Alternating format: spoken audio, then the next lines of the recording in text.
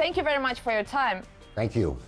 Now, a few weeks ago, U.S. Vice President Joe Biden was speaking at Brookings, and he said what I thought was quite revealing. He put it like this: everybody wants an end to this conflict in Ukraine, but the question is on whose terms and how it will end. And one would think that that issue was addressed in the Minsk II agreements, but apparently Vice President Biden doesn't believe that. Are the terms to end the conflict in Ukraine still being negotiated? And if so, what options are on offer? Well, my perspective is different from that of Vice President Biden.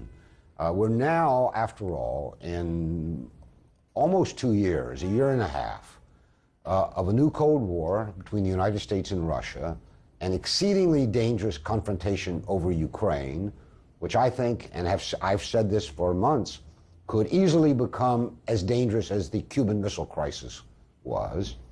And the politics of this have now spread far and wide, including throughout Europe.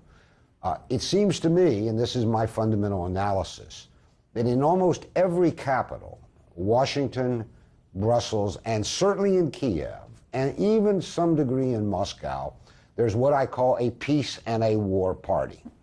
The Minsk agreements, which were agreed upon by the Chancellor of Germany, the President of France, Poroshenko, the President of Ukraine, and of course President Putin of Russia, represented then the peace party. It set out, in addition to a ceasefire in Ukraine, very far-reaching but fundamental terms of negotiation to end the civil war in Ukraine, to end the proxy war between the West and Russia.